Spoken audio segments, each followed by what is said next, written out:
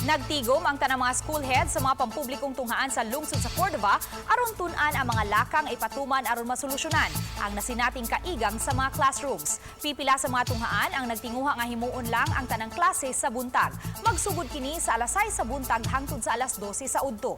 Samtang ang mga magtutudlo kutob lang sa alas 3 sa hapon. Lahi usab ang pamaagi nga ipatuman sa Cordova Central School. Matud sa ilang principal na hukman nilang tungaon ang gidaghanon sa mga tinun-an nga mosulod sa klase. Kay mo average man sa 37 ngadto sa 38 ang mga tinun-an sa matag classrooms, ang 13 niini mosulod sa buntag samtang ang nahabilin sa hapon na mosulod. Ang DepEd Region 7 mitugot na sa mga pampublikong tunghaan nga mopatuman sa alternative delivery mode aron masolusyonan ang nasinating kaigang sa mga classrooms.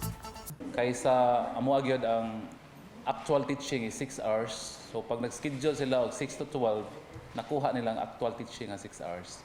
Then ang 2 hours nga ang maestra mo stay 1 to 3, preparation na po na sila.